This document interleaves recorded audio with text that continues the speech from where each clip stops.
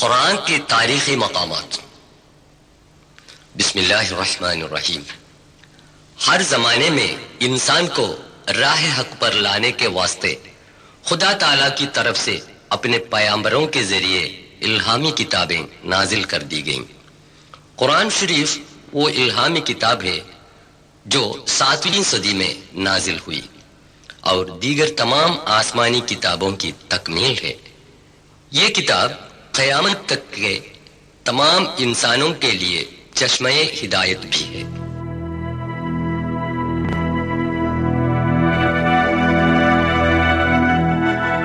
Science اور technology نے انسان کو بہت آگے بڑھا دیا ہے، مگر قرآن شریف کے نزول ہوئے 1400 سال گزرنے کے باوجود اس کے کسی ایک تذکرے کو بھی آج تک کوئی غلط ثابت نہ کر سکا اور ایک حرف بھی بدل نہ سکا۔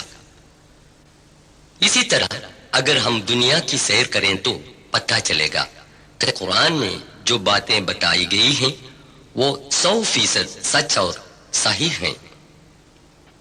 قرآن شریف کے تعلیم ہے کہ دنیا کی سیر کر کے تاریخ گزشتے سے عبرت حاصل کریں۔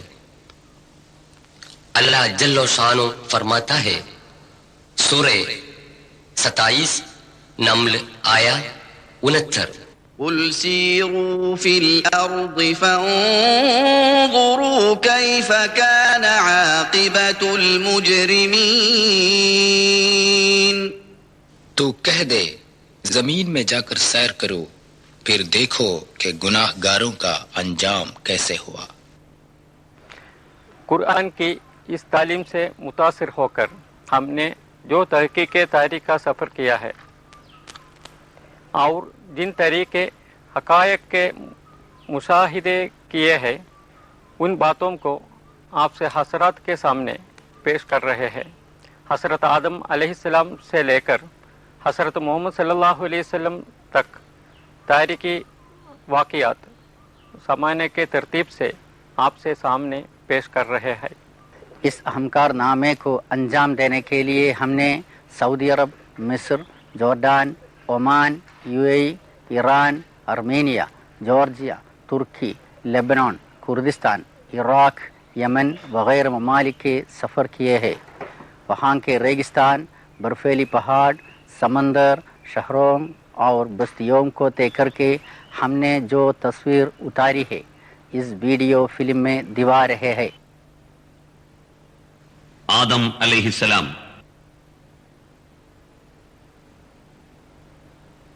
انسان ہے وہ جو اربوں کربوں حیوانات سے الگ تھلگ تمیز اور عقل کے ساتھ جنت میں پیدا کر کے زمین میں بھیجا گیا ہو۔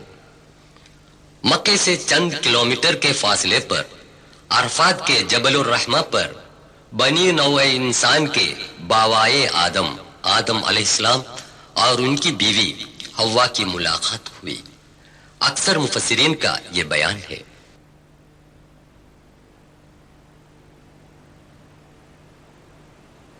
نوح علیہ السلام۔ پیغمبر حضرت نوح علیہ السلام جس علاقے میں تھے وہ جگہ آج ملک عراق میں شامل ہے۔ سمیریا کے بت پرست قوم کو انہوں نے دین حق کی طرف دعوت کی۔ قرآن سے معلوم ہوتا ہے کہ 950 سال تک انہوں نے تبلیغ و اشاعت کا کام جاری کیا۔ عرصے دراز تک دعوت کرنے کے باوجود بہت کم لوگ ایمان لائے۔ خدا تعالی نے ان سرکشوں کی اکثریت کو تباہ کرنے کا فیصلہ کیا۔ خدا تعالی نے حضرت نوح علیہ السلام کو حکم دیا کہ لکڑی کے تختوں سے ایک جہاز تیار کیا جائے اور ہر جانداروں کے جوڑوں کو بھی اس جہاز میں جگہ دے تاکہ ان کی نسل دنیا میں قائم رہے۔ ایک مقبول رائے یہ ہے کہ اس جہاز کی تیاری عراق کے کوفے میں ہوئی۔ پس منظر میں کوفے کی تاریخی مسجد دکھائی دے رہی ہے۔ آسمان سے موسلا دار بارش شروع ہوئی، ہر کہیں سے چشمے نکلے، हजारों कदम की ऊंचाई पर सैलाब उभर कर आया। सारे मुनकरीन हक हलाक हो गए। कई दिनों के बाद पानी घटने लगा। हजरत नूह अलैहिस्सलाम का जहाज जूदी पहाड़ पर जाके टकरा गया। सूरह 11 आयत 44 में खुदा कहता है, وقيل يا أرض ابلعي ماءك ويا سماء أقلعي وغيض الماء وقضي الأمر واستوت على الجودي وقيل بعدا للقوم الظالمين.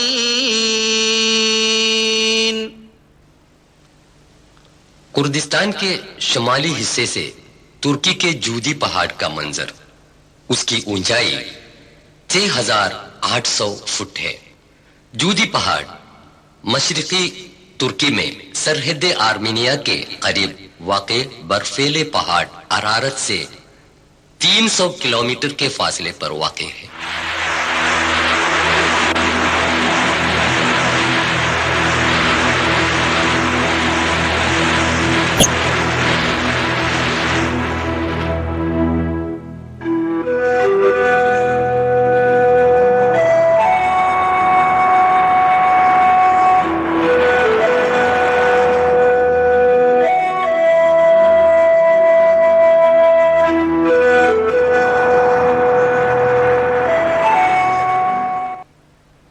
बनी आद और हजरत हूद अलैहिस्सलाम। ओमान का एक इलाका शिसर था जो तकरीबन 7000 साल पहले मिट्टी में मिल गया था और 1992 की कुदवाई में बरामद हुए। अब हम उस इलाके की तरफ सफर कर रहे हैं जिसके आज का नाम है अहकाफ या ओबार।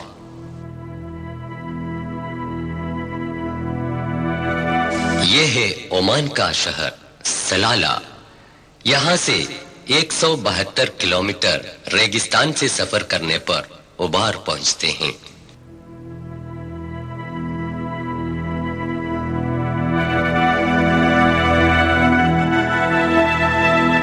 ये ओबार है जहाँ हजरत हूद अलैहिस्सलाम की कौम बनी आद रहती थी।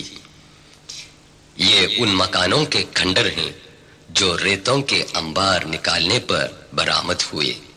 सूरह 11 हूद आयत 50 में अल्लाह फरमाता है, وإلى عاد أخاهم هودا قال يا قوم اعبدوا الله ما لكم من إله غيره إن أنتم إلا مفترون. اور عاد کی طرف ہم نے ان کے بھائی ہود کو بھیجا. اس نے کہا بھائیو اللہ کی عبادت کرو، اس کے سوا تمہارا کوئی معبود نہیں، تم خدا پر محض اختراع کر رہے ہو. سورہ ہود میں خدا تعالی کہتا ہے پیغمبر ہود علیہ السلام کے پیغامات کو مغرور قوم نے ٹکرا دیا.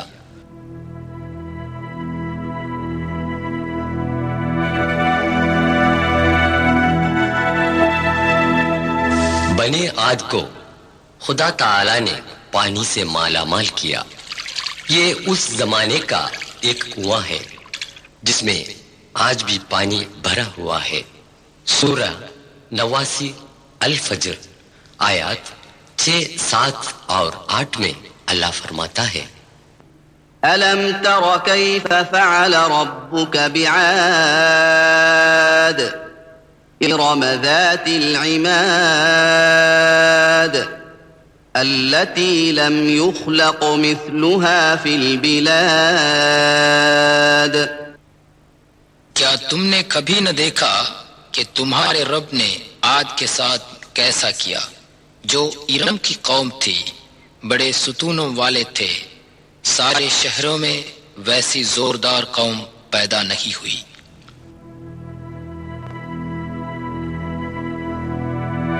ان کے ستونوں کے یہ کھنڈر ہیں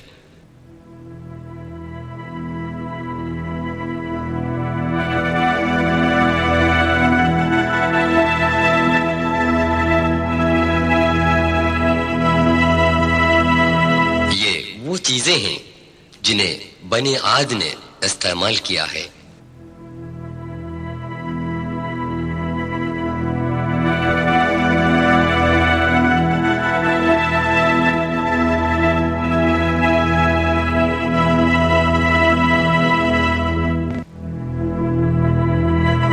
سکے جال جو پتھر سے بنائے گئے،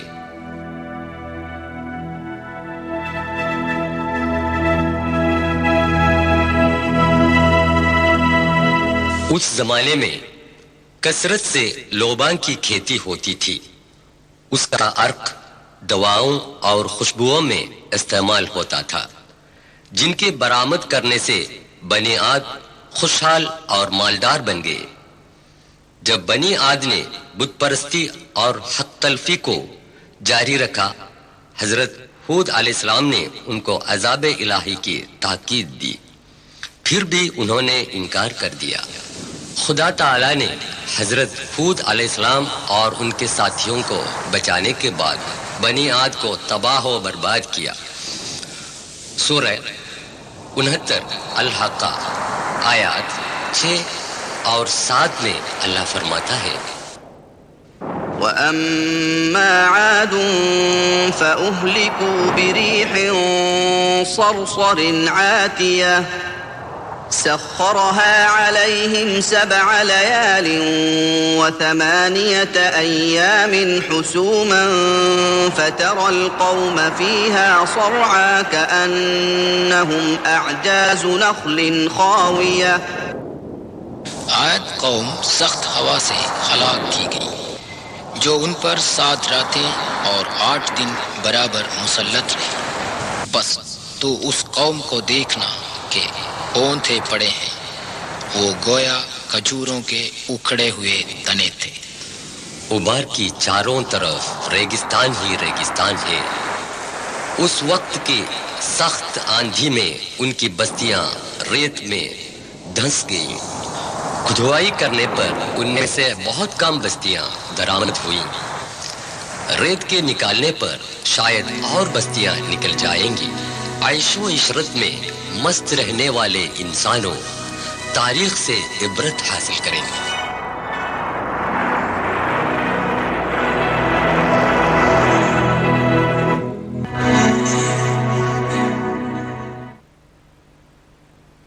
حضرت صالح علیہ السلام اور قبیلہ تھمود تقریباً 5000 سال قبل ہجر میں قبیلہ سمود رہتی تھی۔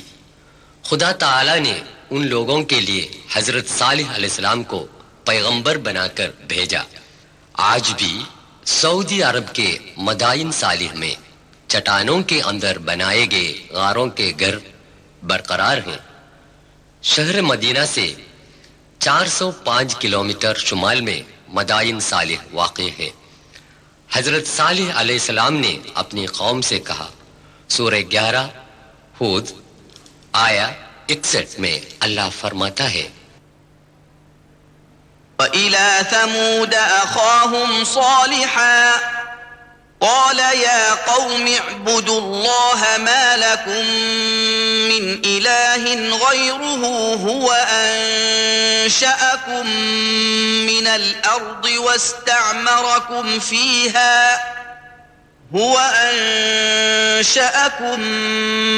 الْأَرْضِ وَاسْتَعْمَرَكُمْ فِيهَا فاستغفروه ثم توبوا إليه إن ربي قريب مجيب۔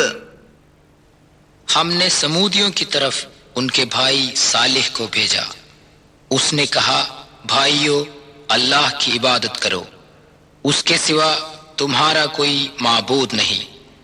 اس نے تم کو زمین سے پیدا کر کے آباد کیا، پھر تم اس سے بخشش مانگو، پھر اس کی طرف رجوع کرو۔ یقیناً میرا پروردگار قریب ہے اور قبول کرنے والا ہے۔ سورہ 15 الحجر آیا 82۔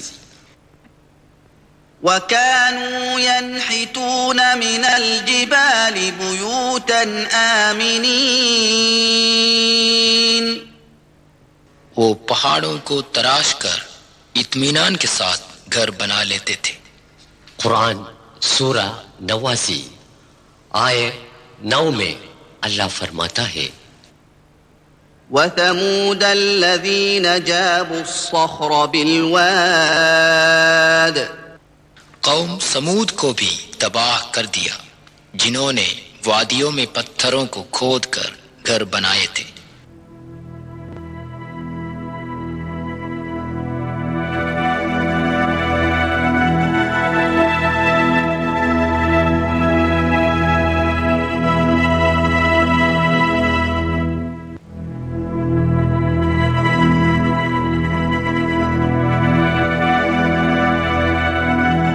یہ ہے قوم سمود کا ایک عوامی کنواں۔ آن حضرت صلی اللہ علیہ وسلم اپنے صحابہ کرام کے ساتھ تبوک کی طرف سفر کرتے ہوئے اس علاقے سے گزرے تھے۔ حضور صلی اللہ علیہ وسلم نے ان کو یاد دلایا تھا یہ وہ جگہ ہے جہاں پر عذاب الہی نازل ہوا تھا۔ ایک ہال جو عام تقریبات کے لیے استعمال کرتا تھا۔ العلا میوزیم میں قبیلہ سمود کے برتن، اس ملک میں کنڈوں کے 9 گروہ تھے۔ بت پرستی، لوٹ کھسوٹ، ظلم و فساد ہو گئی۔ خدا عز و جل نے ایک عجیب و غریب اونٹنی کو پیدا کر کے ان کی طرف بھیجا اور ان کو حکم دیا کہ اس اونٹنی کو نہ ستایا جائے۔ یہ وہ جگہ ہے جہاں خدا کی اونٹنی پانی پیا کرتی تھی۔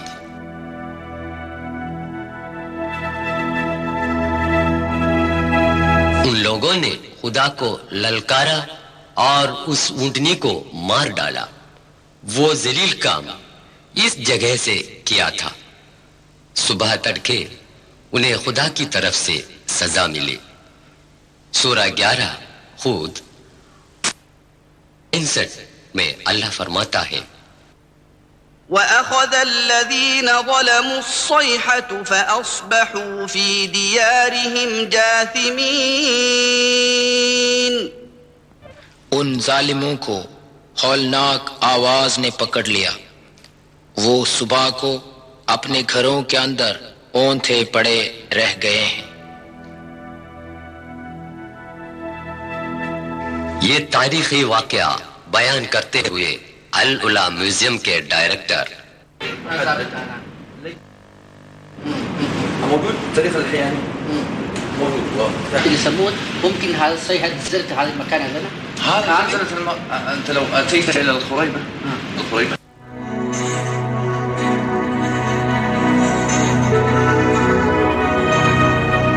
عیش و عشرت میں ڈوبے ہوئے انسانوں خبردار رہے، آپ کے محل سراؤں کو آپ کے سر پر گرانا خدا کے لیے کوئی مشکل کی بات نہیں۔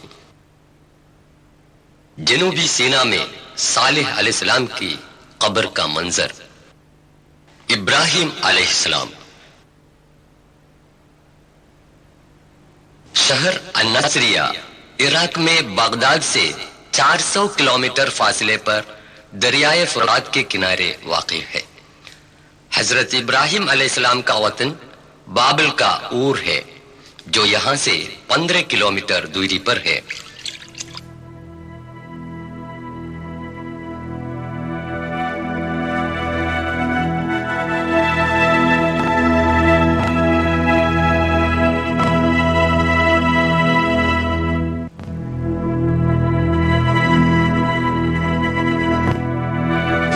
تقریباً 4000 سال پہلے حضرت ابراہیم علیہ السلام یہاں پیدا ہوئے۔ خلیل اللہ ابراہیم علیہ السلام کے ایمان کی پختگی اور ایثار و قربانی کا ذکر کئی مرتبہ آیا ہے۔ یہ حضرت ابراہیم علیہ السلام کا مکان ہے۔ قرآن شریف میں 69 موقعوں پر ان کا نام آیا ہے۔ حضرت ابراہیم علیہ السلام کی قوم چاند کی دیوتا کو اور کا رکھوالا سمجھتی تھی۔ بادشاہ نمرود نے اس کی پوجا کے لیے مندر تعمیر کیا۔ بعد میں یہ مندر نئے سرے سے تعمیر کیا گیا۔ 7 جو ہے عراقی سپاہی اور اور کا رہنما ہے۔ ابراہیم علیہ السلام نے اپنے والد بادشاہ نمرود اور اپنی قوم کو بت پرستی کی بے عقلی سے آگاہ کیا، جو قریب 5000 دیوی دیوتاؤں کی پوجا کرتے تھے۔ انہوں نے اعلان کیا کہ اپنے ہاتھوں سے بنائے ہوئے اندھے اور بہرے بتوں کی پوجا کرنا سرکشی اور بیوقوفی کے سوا اور کچھ نہیں۔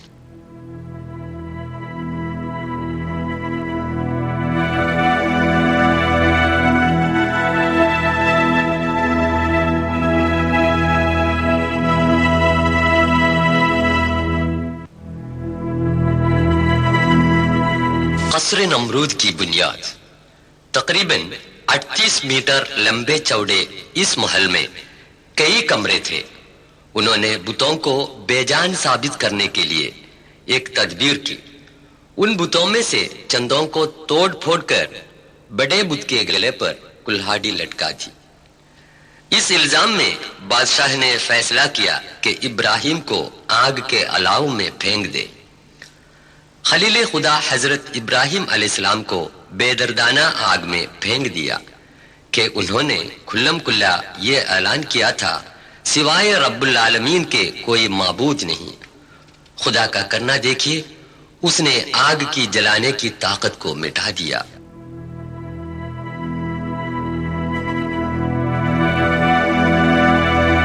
سورہ 21 انبیاء آیت 69 میں خدا فرماتا ہے، قلنا يا نار كوني بردا وسلاما على إبراهيم وأرادوا به كيدا فجعلناهم الأخسرين۔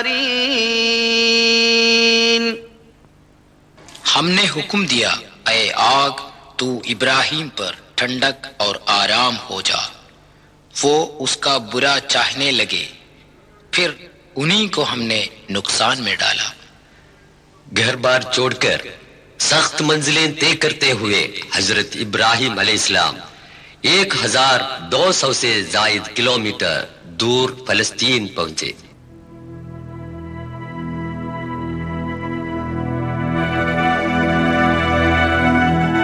یہ الخلیل کے نام سے مشہور ہے، ہبرون۔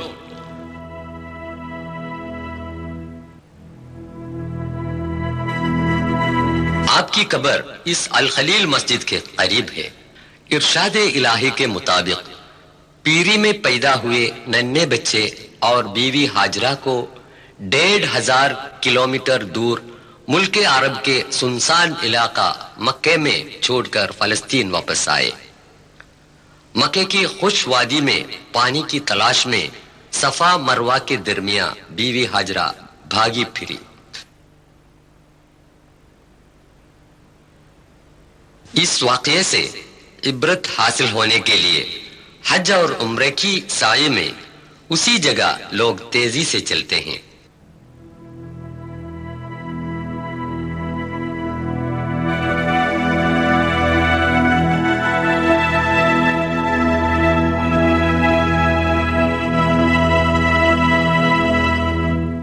مکے کی ویران وادی میں وہ ننھا سا بچہ پیاس کے مارے پاؤں مار مار کر رونے لگا تو وہیں سے ایک چشمہ پھوٹ نکلا۔ یہ ہے آب زمزم، ریگستان کا ایک عجیب و غریب چشمہ جو 4000 سال کے بعد بھی قائم و دائم ہے۔ خدا کا عجیب کرشمہ دیکھیے کہ یہ چشمہ لاکھوں انسانوں کے برابر استعمال سے بھی سوکھا نہیں گیا۔ یہ مکہ کے باشندوں اور زائران کعبہ کے لیے خدائے جل و شانہ کی طرف سے ایک انمول تحفہ ہے۔ صاحبزادہ اسماعیل پلے بڑھے۔ خدا تعالی نے حضرت ابراہیم علیہ السلام کو حکم دیا کہ بیٹے اسماعیل کو ذبح کرے۔ حکم الہی کی تعمیل کے واسطے وہ پھر فلسطین سے مکہ میں آئے۔ باپ بیٹے کو لے کر مینا پہنچا تو ملعون شیطان نے اس مہم سے باز لانے کی کوشش کی۔ اسی جگہ پر ابراہیم علیہ السلام نے شیطان کی طرف پتھر پھینکا تھا۔ حضور اکرم صلی اللہ علیہ وسلم کے حکم کے مطابق فریضہ حج کے موقع پر اسی جگہ پر جب پتھر پھینکتے ہیں تو ساری شیطانی طاقتوں اور برائیوں سے مقابلہ کرنے کا جوش و خروش اور ایمان ہم میں پیدا ہوتا ہے، نہیں تو وہ حج بالکل بے روح بن جاتا ہے۔ اللہ اکبر کے نعرے کے ساتھ پتھر پھینکے جاتے ہیں۔ پتھروں کا ستونوں پر لگنے کی ضرورت نہیں، اس محیطے میں گرنا ہی کافی ہے۔ پتھر پھینکنے سے حاجی لوگ یہ قسم کھاتے ہیں کہ خدا کی مرضی سے بڑھ کر اور کچھ نہیں۔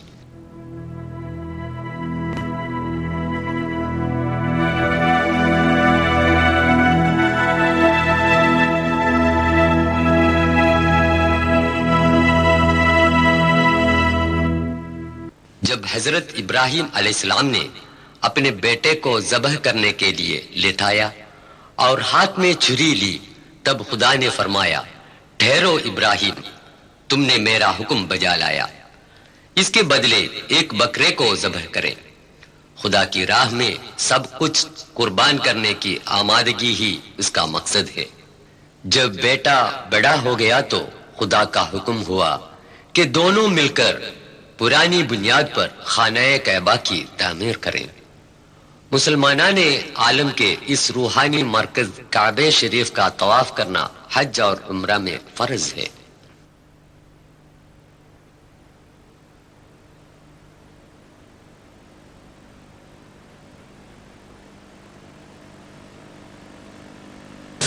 الاسکا سے لے کر جزیرے فجی تک پھیلے ہوئے اس وسیع دنیا کے 200 سے زیادہ ممالک سے لاکھوں لوگ اس مقدس مقام پر آ پہنچتے ہیں اور حج ادا کرتے ہیں۔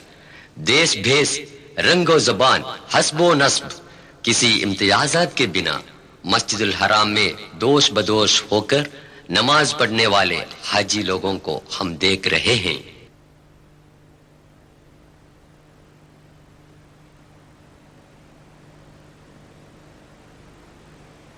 حضرت لوط علیہ السلام اور بحر الموت،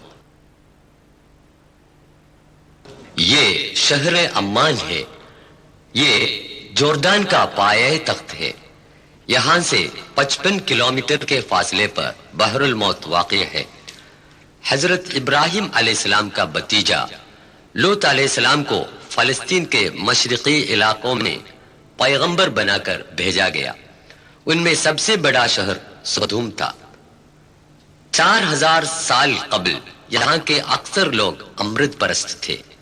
حضرت لوط علیہ السلام نے ان کو نصیحت دی کہ اس بدفعلی سے باز آئیں، مگر وہ باز نہ آئے اور کھلم کھلا گندے کام کرتے رہے۔ وہ لوگوں کو لوٹ مار بھی کرتے تھے۔ انہوں نے خدا سے دعا مانگی کہ ان بدکاروں سے بچائے۔ محض ان کے گھر والے آپ پر ایمان لائے، مگر ان کی بیوی ایمان نہیں لائی۔ وہ لوگ بدفعلی میں ایسے مبتلا تھے کہ فرشتوں کے بھی پیچھے پڑے، جو اس ملک کو نیست و نابود کرنے کے لیے انسان کی صورت میں بھیجے گئے تھے۔ فرشتوں نے حضرت لوط علیہ السلام اور ان کے ساتھیوں سے وطن چھوڑنے کو کہا۔ بعد میں جو واقع ہوا قرآن یوں بیان کرتا ہے، سورہ 11 ہود آیت 82۔ فلما جاء أمرنا جعلنا عاليها سافلها وأمطرنا عليها حجارة من سجيل منضود۔ پھر جب ہمارا حکم پہنچا تو وہ بستی اوپر نیچے کر ڈالی اور ان پر کنگروں کی پتھریاں برسائیں جو خدا کے ہاں مقرر تھی۔ ان بدماش لوگوں کو برباد کرنے کے لیے خدا تعالیٰ نے جو کیمیائی بارش برسائی اور زلزلہ پیدا کیا تھا، ان کے نتیجے میں بحر الموت کے نمک کی شرح دیگر سمندروں سے 8 گنا زیادہ ہے۔ نمک اور دیگر کھاری چیزوں کی زیادتی کی وجہ سے اس پانی کی ڈینسٹی بہت زیادہ ہو گئی ہے، لہذا اس میں لیٹنے پر کوئی ڈوب نہیں جاتا۔ اس میں جان کے نام و نشان نہیں ہے، اس لیے یہ بحر المیت کے نام سے مشہور ہو گیا ہے۔ 82 किलोमीटर लंबाई और 18 मीटर चौड़ाई के इस समुद्र की गहराई हजारों फुट है। फालस्तीन के इस पार सतह समुद्र से 1300 फुट निचाई में जोर्दान और इसराइल के बीच में बहरुल मय्यत वाक़ है। सूरह 29 अंकबूत आयत 34 और 35 में खुदा फरमाता है, इन्ना मुंजिलून अला अहली हाज़िहिल क़र्यति रिज्ज़न मिनस समाई बिमा कानू यफ़्सुक़ून वलक़द तरकना मिन्हा आयतन बय्यिनतन लिक़ौमिन यअक़िलून। हम उस बस्ती के रहने वालों पर उनकी बदकारी की वजह से आसमान से अजाब उतारने वाले हैं। अक्लमंदों के लिए हमने उसमें एक खुली निशानी छोड़ी, और वही है ये झील और उसके आसपास के मकामात।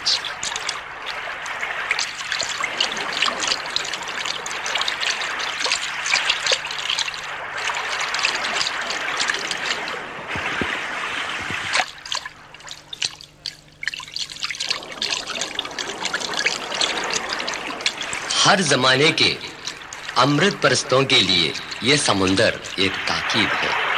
हमें याद रखनी चाहिए कि सदूम के बाशिंदों से खुदा को कोई नफरत भी नहीं और हमसे कोई खास मोहब्बत भी नहीं। इस दुनिया की सजा के अलावा आखिरत में भी ऐसे बदकारों के लिए सख्त अजाब इलाही मुहैया किया गया है। बदकारियों में मुब्तला लोग उनसे बाज आए, तारीख से इबरत हासिल करके पाक व पाकीज़ा जिंदगी गुजारें। हजरत यूसुफ अलैहिस्सलाम।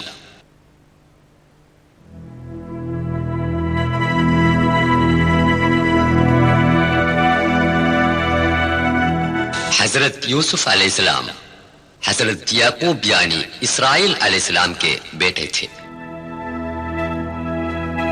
उन्होंने मिस्र में हुकूमत की थी। उन्होंने 1000 दिनों की मेहनत से दरियाए नील से एक नहर निकाली जिसका नाम नहर यूसुफ है। यह नदी अल्फ यौम के इलाके से बहती है। अल्फ यौम के माना है 1000 दिन। इस नदी की वजह से वो पूरा इलाका आज भी हरा भरा रहता है। यह नहर काहिरा से 80 किलोमीटर दूर जनूबी मगरिब की तरफ बहती है।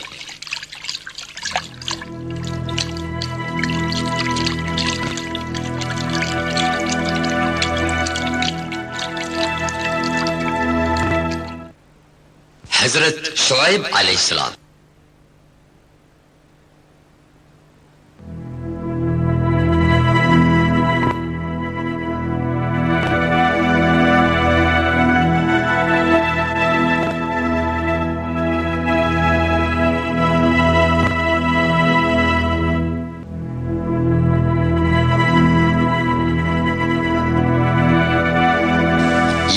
मदियन का रास्ता है जो जोर्दान के पाए तख्त अम्मान से 135 किलोमीटर दूर है। अल्लाह ताला ने मदियन की तरफ हजरत शुएब अलैहिस्सलाम को पैगंबर बनाकर भेजा।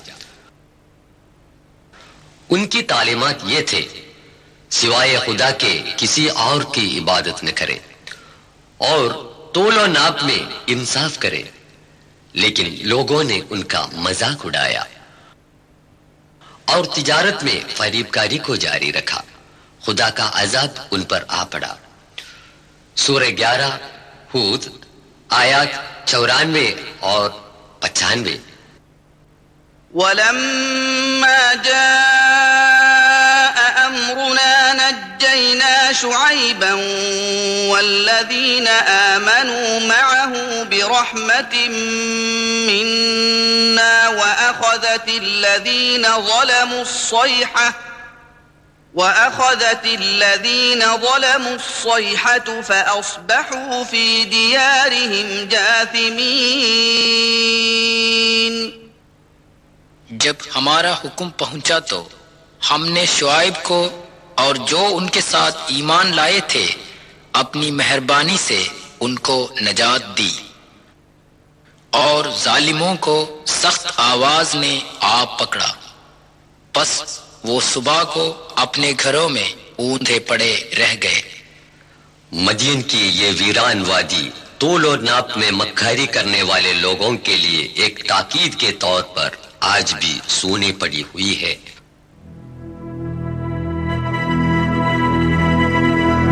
خدا تعالی نے حضرت شعیب علیہ السلام کو بچا کے جوردان کے سلط پہنچا دیا. ان کی قبر اس مسجد کے پاس ہے.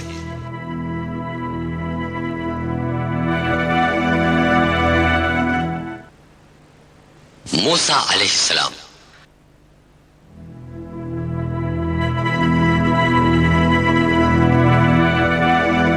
حضرت موسیٰ علیہ السلام 3200 سال پہلے مصر میں پیدا ہوئے. مصر کے خودسر بادشاہ فرعون نے یہ حکم دیا کہ بنو اسرائیل میں پیدا ہونے والے تمام لڑکوں کو قتل کیا جائے، لیکن خدا کے حکم کے مطابق موسیٰ کو ایک صندوق میں بند کر کے دریائے نیل میں بہا دیا گیا. شہر قاہرہ سے دریائے نیل کا منظر. فرعون کی بیوی آسیہ جو ایک دیندار خاتون تھی، بہتے صندوق سے بچے کو لے کر محل میں پہنچا دیا. بچہ چونکہ بنی اسرائیل کا تھا اس لیے فرعون نے اس کو قتل کرنا چاہا، لیکن بیوی کے اصرار سے وہ اپنے ارادے سے باز آیا. خدا کی قدرت دیکھیے کہ بچے کی اپنی ماں ہی دودھ پلانے کے واسطے دائی مقرر ہوئی، لیکن یہ بات فرعون کو معلوم نہیں تھی. یہ لڑکا فرعون کے محل میں پل بٹ کر جوان ہو گیا. ایک دن کسی بے گناہ بنی اسرائیلی کو ظالم قبطی کے ظلم سے بچا رہا تھا کہ موسیٰ کے ہاتھوں قبطی مارا گیا. انجانے میں قتل وارد ہوا. فرعون کی فوج اس مجرم کی تلاش میں تھی. یہ خبر پا کر موسیٰ وطن چھوڑ کر بھاگ نکلا.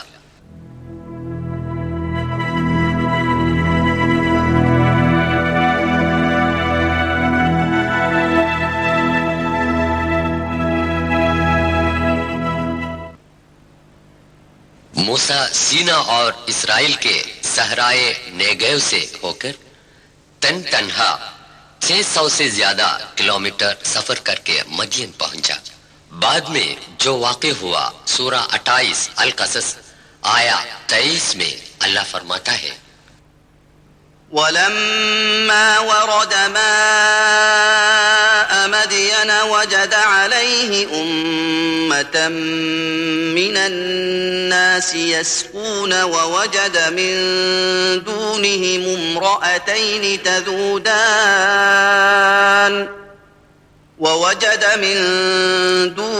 امرأتين تذودان قال ما خطبكما قالتا لا نسقي حتى يصدر الرعاء وأبونا شيخ كبير.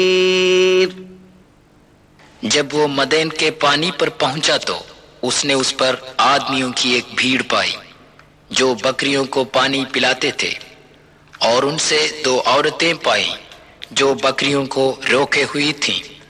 موسیٰ نے کہا تمہارا کام کیا ہے؟ انہوں نے کہا جب تک چرواہے نہ ہٹیں ہم پانی نہیں پلا سکتی اور ہمارا باپ بڈھا ہے. موسیٰ علیہ السلام نے ان کی بکریوں کو پانی پلایا.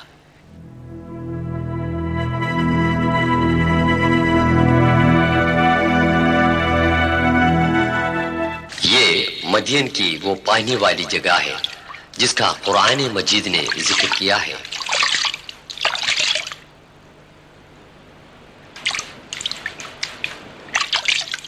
سورہ 28 القصص آیت 24.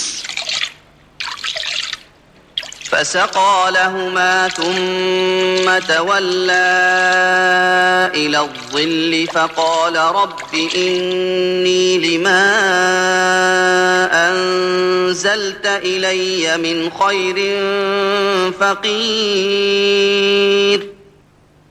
پھر اس نے ان کے جانوروں کو پانی پلا دیا، پھر ہٹ کر چھاؤں کی طرف آیا، بولا اے رب تو جو چیز میری طرف اتارے وہ اچھی ہیں اور میں اس کا محتاج ہوں. حضرت موسیٰ علیہ السلام نے اسی سائے میں آرام کیا تھا. تب عورتوں میں سے ایک نے آ کر کہا بکریوں کو پانی پلانے کی اجرت دینے کے لیے آپ کو ابا جان بلاتے ہیں. ان کے والد تھے حضرت شعیب علیہ السلام جن کا گھر اس پہاڑی کے ڈھلوان پر تھا. حضرت موسیٰ علیہ السلام حضرت شعیب علیہ السلام کی صاحبزادی سے شادی کر کے مدین میں رہے.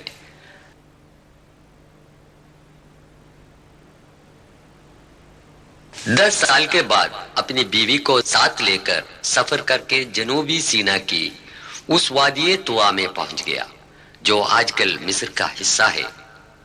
رات کے اندھیرے میں وہ خدا سے ہم سخن ہوئے. بعد میں جو واقع ہوئے سورہ 20 طٰہٰ آیات 12 تا 14 میں اللہ تعالی فرماتا ہے فلما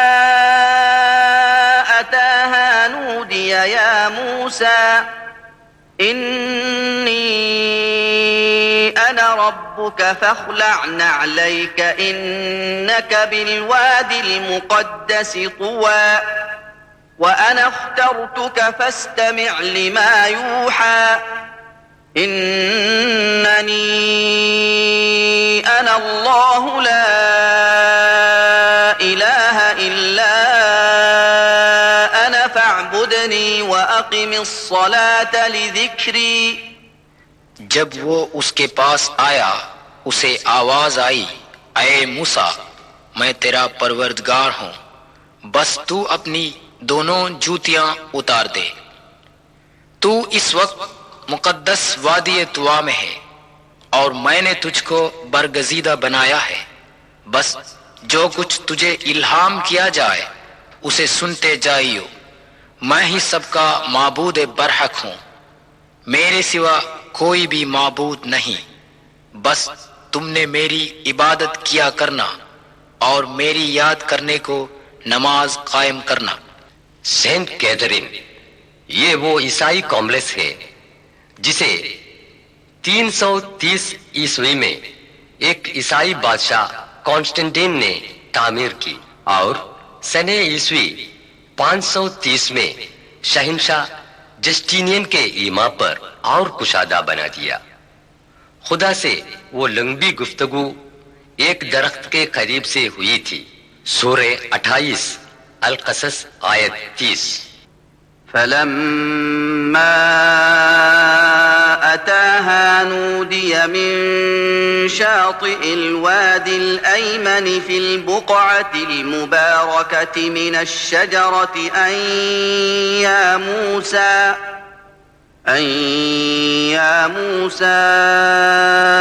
إني أنا الله رب العالمين. جب موسیٰ اس کے پاس آیا تو میدان کے دائیں کنارے کی طرف سے ایک درخت سے آواز آئی اے موسیٰ میں بے شک اللہ رب العالمین ہوں.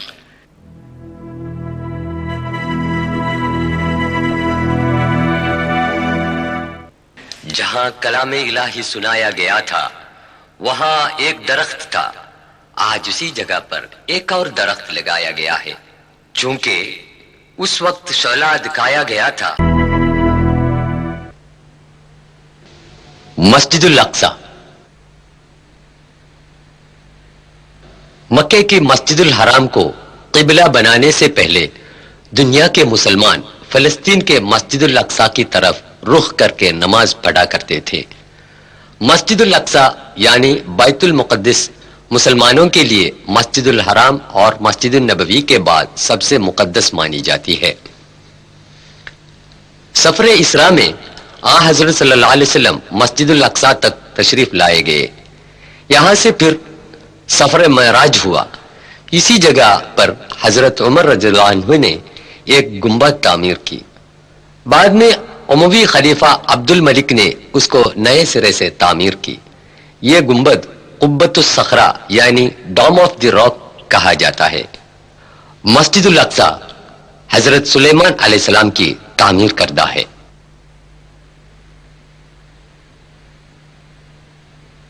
यूनुस अलैहिस्सलाम।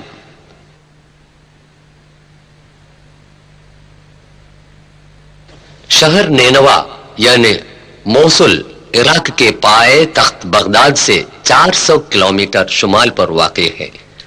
यह दरियाए फुरात के किनारे है जहां के पैगंबर थे हजरत यूनुस अलैहिस्सलाम। उनकी तबलीग और तालीम को कौम ने जब नजरअंदाज कर दिया तो यूनुस अलैहिस्सलाम उनसे नाराज होकर हिजरत कर गए। वो एक जहाज पर सवार हुए। जहाज खतरे में पड़ा। जहाज से बोझ कम करने के लिए चंद आदमियों को समंदर में फेंकने का फैसला किया। करार निकाला गया और यूनुस अलैहिस्सलाम समंदर में फेंक दिया गया। समंदर में हजरत यूनुस अलैहिस्सलाम को एक बहुत बड़ी मछली निगल लिया। खुदा की इजाजत के बगैर वतन छोड़ा और मछली के पेट में आए। हजरत यूनुस अलैहिस्सलाम ने अपने किए पर पछताए। उन्होंने अपने रब से रिहाई की दुआ मांगी। मछली ने उनको साहिल पर उगल दिया।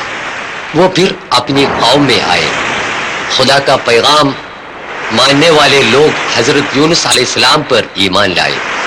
उनकी कौम नाफरमान बरदार और मगरूर थी और खुदा ने सजा की ताकीद भी दी थी।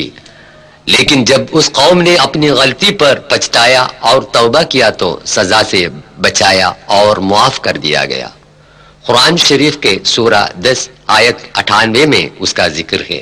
मोसुल की इस मस्जिद के करीब यूनुस अलैहिस्सलाम का मजार वाक़ है।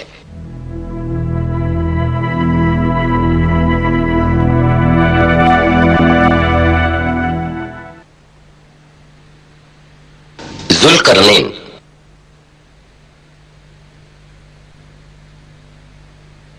सूरा 18 अल-कहफ आयत 83 से 99 तक हजरत जुल्करनैन की तारीख है।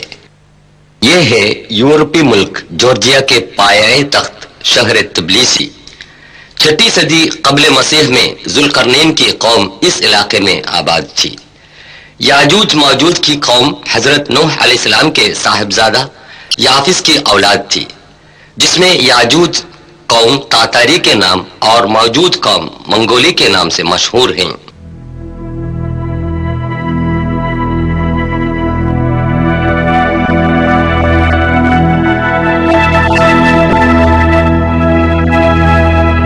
अब हम शहर तबलीसी से सफर कर रहे हैं, दारियाल घाटी के रास्ते से काकस पहाड़ के दामन की ओर।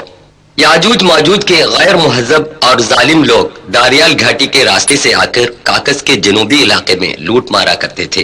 तिब्लिसी स्टेट यूनिवर्सिटी में तारीख के प्रोफेसर डॉक्टर डेविड डुंडुआ फरमा रहे हैं, Yes, there are some passes, but the most important pass was this pass, because most aggressive tribes were living beyond this pass. अक्सर लोगों का ख्याल है कि जुल्करनैन ईरान के सैरस बादशाह थे।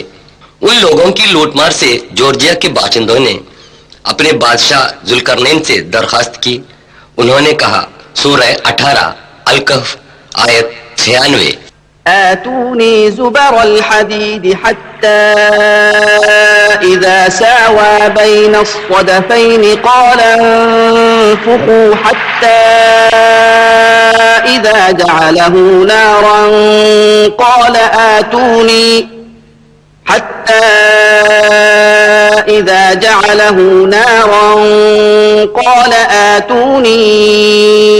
أفرغ عليه قطرا मेरे पास लोहे के टुकड़े लाओ, हत्ता के जब दुर्रे के ऊपर के किनारों तक पहुंच गई, उसने हुक्म दिया कि उसमें आग लगा दो। यहां तक के जब उसको बिल्कुल आग कर दिया तो उसने कहा, लाओ मैं उस पर पिघला हुआ तांबा उंडेल दूं।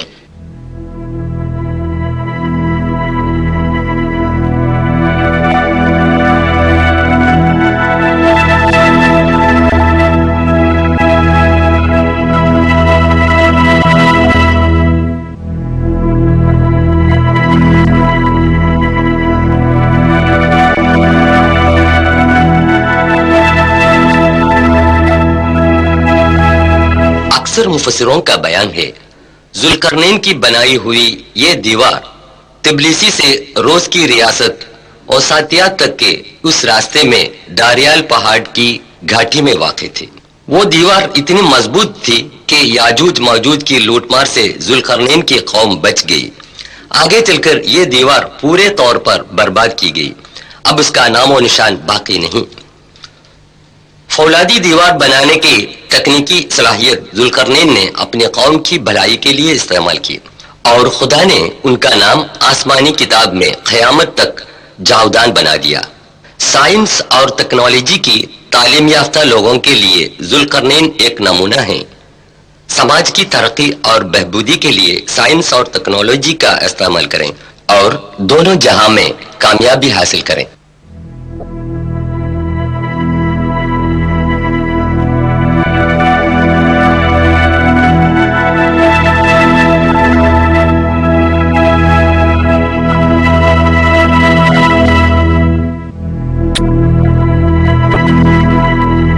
بعد کو داریال میں بنائی گئی ایک پتھر کی دیوار کی نشانی اب بھی دیکھی جا سکتی ہے.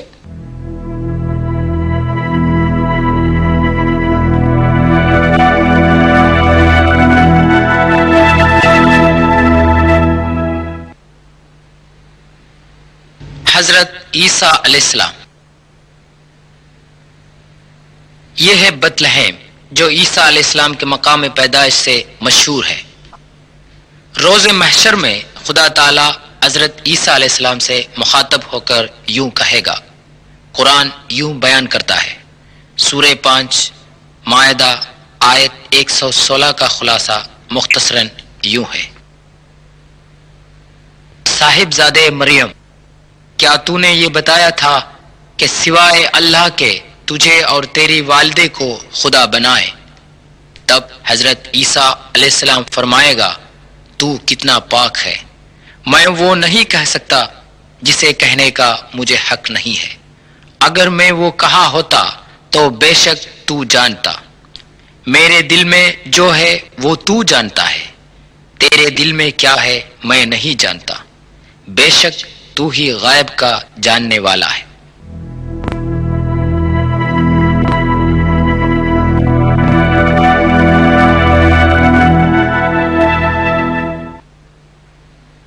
مارب کا بند.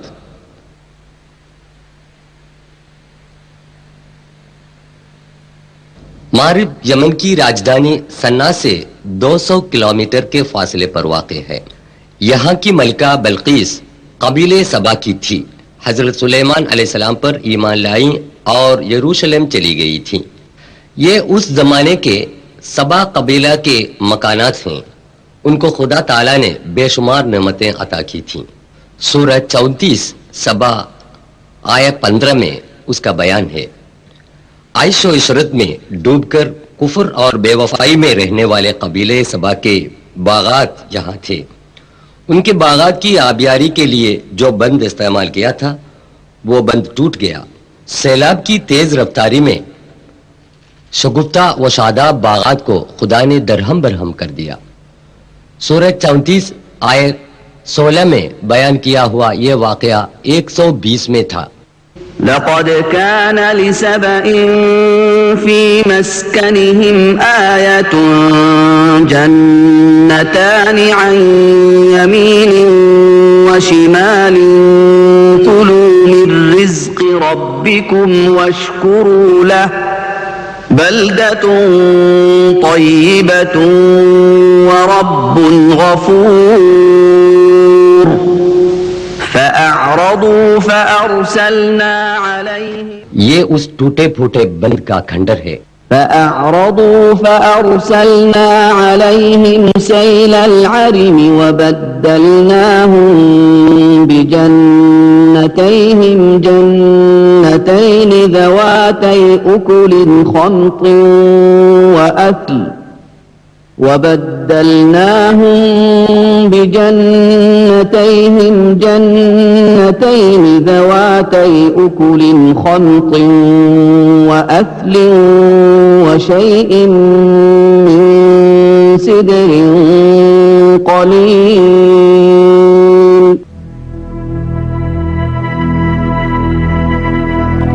تاریخ سے عبرت حاصل کریں اور خدا کی نعمت کا شکر ادا کریں۔ متحدہ عرب امارات شیخ سعید نے حال ہی میں صبا کی اس بند کو نئے سرے سے تعمیر کیا۔ یہ بند ٹوٹے ہوئے پرانے بند کے نزدیک واقع ہے۔ اہل الکہف۔ اب ہم جا رہے ہیں اس غار کی طرف جس کا ذکر قرآن کی سورہ الکہف آیہ 9 سے 26 تک تفصیل سے بیان کیا گیا ہے۔ ٹراجن 98 سے 117 عیسوی تک سلطنت روم کا عیسائی بادشاہ تھا۔ اس نے اپنی قوم کو بت پرستی پر مجبور کر دیا۔ جن لوگوں نے انکار کر دیا انہیں قتل کرنے کا حکم جاری کیا، لیکن 6 نوجوانوں نے اعلان کیا کہ ہم صرف خدائے واحد کی عبادت کریں گے جس کا کوئی شریک نہیں۔ یشو کی مورت یا کسی اور بتوں کی پوجا کرنے سے بھی انہوں نے انکار کیا۔ ٹراجن دقیانوس بادشاہ کے ظلم و ستم سے بچ کر یہ 6 نوجوان وہاں سے ہجرت کر گئے۔ راستے میں ایک نوجوان چرواہے نے اسلام قبول کر کے ان لوگوں میں شامل ہو گیا۔ چرواہے کے کتے کو ساتھ لے کر 7 نوجوان جوردان کے پائے تخت عمان کے قریبی علاقے رقیم کے ایک پہاڑ کے دامن میں ایک کوہ میں پناہ لی اور انہوں نے خدا سے دعا کی، اے پروردگار، تیری رحمت ہم پر عطا فرما اور ہماری بگڑی بات کو بنا کر ہماری مشکلیں آسان فرما۔ خدا نے انہیں نڈر بنا دیا اور گہری نیند سلایا۔ 300 سال کی مسلسل نیند سے یہ نوجوان بیدار ہو گئے تو انہیں ایسا محسوس ہوا کہ ہم چند گھنٹوں کے لیے سو گئے تھے۔ اس غلط فہمی نے ان میں سے ایک کو کھانا لانے کے لیے بازار میں بھیج دیا۔ وہاں صدیوں پہلے کا سکہ دیکھ کر نوجوان پر شک پیدا ہوا اور اسے والی کے سامنے پیش کیا گیا۔ والی نے سمجھ لیا کہ یہ 7 نوجوان 300 سال پہلے خدائے واحد پر ایمان لا کر اس غار میں پناہ گزین تھے اور اب خدا کے حکم سے بیدار ہو گئے ہیں۔ والی نے اس نوجوان کو شاہنشاہ بیزینٹین تھیوڈیشس ثانی کے سامنے حاضر کیا۔ تھیوڈیشس کا زمانہ حکومت 408 سے 450 عیسوی تک تھا۔ دوسرے نوجوانوں کو دیکھنے کے لیے نوجوان کے ساتھ بادشاہ، والی اور وہاں کے لوگ غار میں آئے اور ان کی بڑی عزت کی۔ اس قدرت الہی پر سب لوگ اچنبھے میں پڑ گئے۔ اس واقعے کے ذریعے خدا یہ دکھا رہا تھا ہر انسان روز محشر میں پھر سے زندہ کیا جائے گا۔ یہ 7 نوجوان پھر سے غار میں گہری نیند سلائے گئے اور موت کی آغوش میں ہمیشہ کے لیے سو گئے۔ ان کی لاشیں غار میں الگ الگ قبروں میں مدفن تھیں، لیکن بعد میں ایک ہی قبر میں دفن کی گئی۔ آج بھی ان کی ہڈیاں قبر میں محفوظ ہیں۔ غار کا پہرے دار محمد یوسف ابو ارقوب اس کا بیان دے رہا ہے۔ قال قائل منهم كم لبثتم قالوا لبثنا يوما او بعض يوم قالوا ربكم اعلم بما لبثتم یہ غار کی وہ سوراخ ہے جس کے ذریعے ہوا اور روشنی اندر آتی ہے۔ وَنُقَلِّبُهُمْ ذَاتَ الْيَمِينِ وَذَاتَ الشِّمَالِ وَكَلْبُهُمْ یہ ان کے کتے کے کھوپڑے اور دھاڑی کی ہڈیاں ہیں۔ لو اطلعت عليهم لوليت منهم فرارا ولملئت غار کے اوپر جو ستون ہیں وہ اہل غار کی عزت میں روم کی قوم کی بنائی گئی مسجد کے کھنڈر ہیں۔ بازو میں نظر آنے والے یہ پتھر خلیفہ بنی امیہ عبد الملک کی بنائی گئی یادگار کے آثار ہیں۔ مشہور محقق رفیق وفا الدیجانی کی رہنمائی میں سب سے آخر میں 1963 عیسوی میں غار کی منہ سے مٹی ہٹا دی گئی۔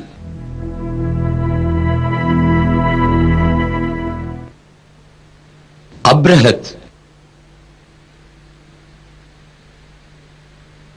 بسم اللہ الرحمن الرحیم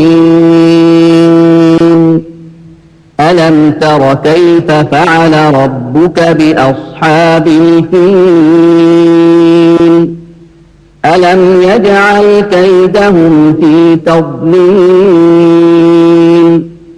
وأرسل عليهم طيرا أبابيل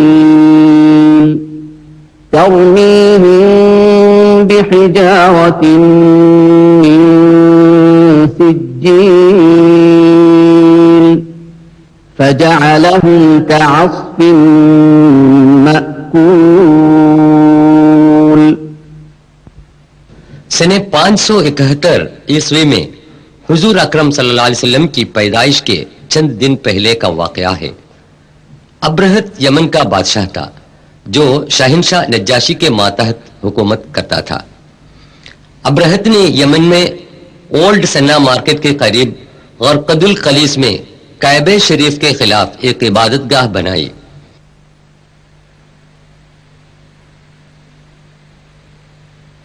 وہ مصنوعی کعبہ اس جگہ پر بنایا گیا تھا. ابرہت مکہ سے لوگوں کی توجہ ہٹانے کی کوشش میں ناکام ہو گیا اور خانہ خدا کعبہ شریف کو مسمار کرنے کے لیے ہاتھیوں کی فوج لے کر مکہ روانہ ہوا. لیکن خدا تعالی نے مسلمانوں کی اس روحانی مرکز کی حفاظت کی.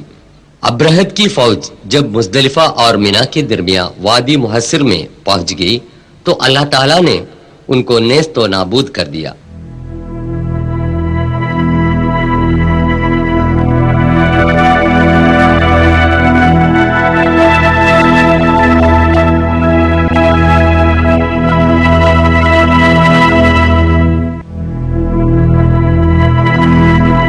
وہ جگہ دکھائی دے رہی ہے. سورہ 105 الفیل میں اس کا بیان ہے. کیا تو نے دیکھا نہیں کہ ہاتھی والوں کے ساتھ تیرے رب نے کیا سلوک کیا؟ خدا نے ان کی تدبیروں کو ناکام کر دیا. ان پر ابابیل پرندے بھیجے گئے جو ان پر پتھر کی کنکریاں پھینکتے تھے، پھر ان کو کھایا ہوا بھس کی طرح کر ڈالا. سرور عالم آن حضرت صلی اللہ علیہ وسلم جب 40 برس کے ہو گئے تو مکے سے 3 کلومیٹر دور جبل نور کے غار ہرا میں جا کر اکیلے بیٹھا کرتے تھے. آپ بچپن ہی سے ساری برائیوں سے پرہیز رہتے تھے. لوگ ان کو الامین کے لقب سے پکارتے تھے. اپنی قوم کے برے رسم و رواج پر وہ بے چین رہتے تھے. بت پرستی، زناکاری، شراب خوری، لڑکیوں کا زندہ گاڑ دینا، قبیلوں کی باہمی لڑائی وغیرہ سماجی برائیوں سے آپ کا معصوم دل بے قرار رہتا تھا. غار ہرا میں آپ بہت دنوں تک خدا کی یاد میں ماہور رہتے تھے. جبل نور کے اس غیر آباد علاقے میں ساری سہولتوں کو چھوڑ کر اندھیری رات گزارتے تھے. ایک دن حضرت محمد صلی اللہ علیہ وسلم غار ہرا میں بیٹھے ہوئے تھے. اس وقت خالق کائنات خدا تعالی کے حکم کے مطابق آسمان سے جبریل علیہ السلام اتر آئے اور آن حضرت صلی اللہ علیہ وسلم سے کہا پڑھ. خوف زدہ ہو کر رسول صلی اللہ علیہ وسلم نے فرمایا مجھے پڑھنا نہیں آتا. دوسرا اور تیسرا مرتبہ بھی جبریل علیہ السلام نے وہی دہرایا اور یہ کلام الہی سنایا. بسم اللہ الرحمن الرحیم اقرأ باسم ربك الذي خلق خلق الإنسان من علق اقرأ وربك الأكرم الذي علم بالقلم علم الإنسان ما لم يعلم. سورہ 96 العلق آیات 1 سے 5 تک میں خدا تعالی فرماتا ہے پڑھ اپنے رب کے نام سے جس نے سب کچھ بنایا ہے. انسان کو خدا نے جمے ہوئے لہو سے پیدا کیا. اپنے رب کا نام پڑھا کر تیرا پروردگار بڑا عزت والا ہے. جس نے قلم کے ذریعے علم سکھایا اس کو سکھایا جو وہ نہ جانتا تھا. اس کے بعد جبریل علیہ السلام غائب ہو گئے. یہاں پر اس قرآن کریم کی ابتدا ہوئی جو سنہ عیسوی 610 سے قیامت تک آنے والے سارے انسانوں کے لیے چشمہ ہدایت ہے.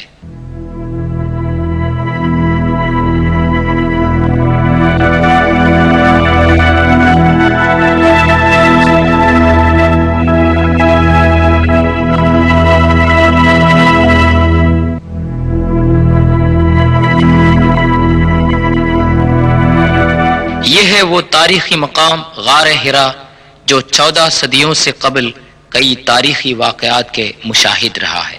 غار ہرا بعد میں جبل نور یعنی نور کا پہاڑ کے نام سے مشہور ہوا۔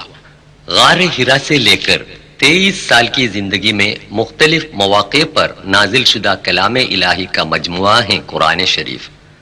سرکار دو عالم صلی اللہ علیہ وسلم کی 13 سال کی مکی زندگی ناقابل برداشت تھی۔ جب رسول اللہ صلی اللہ علیہ وسلم بت پرستی کی مخالفت کرنے لگے اور خدائے واحد کی تعلیم دینے لگے تو ظلم و ستم کے شکار ہو گئے۔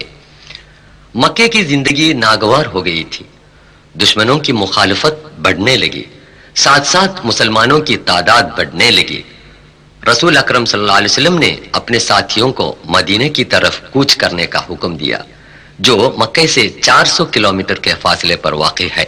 53 سال کی عمر میں حضرت صلی اللہ علیہ وسلم دشمن سے بچ کر اپنے گھر سے نکلے، اپنے جگری دوست ابو بکر صدیق رضی اللہ عنہ کے ساتھ غار ثور کی طرف تشریف لے گئے۔ جو ابھی آپ دیکھ رہے ہیں یہ وہ غار ثور ہے جہاں حضور اکرم صلی اللہ علیہ وسلم اور ابو بکر صدیق رضی اللہ عنہ دشمنوں سے بچ کر 3 دن تک پناہ گزین رہے۔ دشمن رسول صلی اللہ علیہ وسلم کی تلاش میں غار کے سامنے پہنچ گئے۔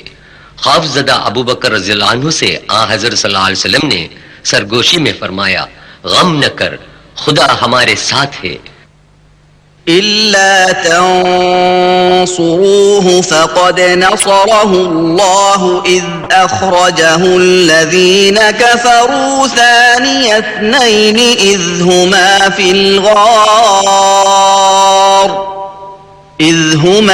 الغار إذ يقول لصاحبه لا تحزن إن اس غار ثور کا اندرونی حصہ جس نے اشرف الخلق رسول صلی اللہ علیہ وسلم کو پناہ دیا تھا، سورہ 9 توبہ آیت 40 میں اس واقعے کا بیان کیا ہے۔ دشمنوں کے چلے جانے کے بعد حضرت صلی اللہ علیہ وسلم اور حضرت ابو بکر رضی اللہ عنہ ایک رہنما کے ساتھ اونٹ پر سوار ہو کر مدینے کی طرف روانہ ہو گئے۔ جبل ثور سے جبل ہرا کا منظر۔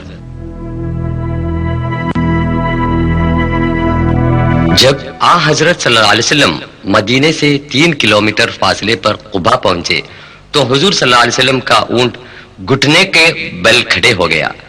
خدا کے حکم کے مطابق رسول صلی اللہ علیہ وسلم کی نگرانی میں 4 دن میں مسجد قباء بنائی گئی۔ بعد میں سعودی حکومت نے اسے نئے سرے سے تعمیر کی۔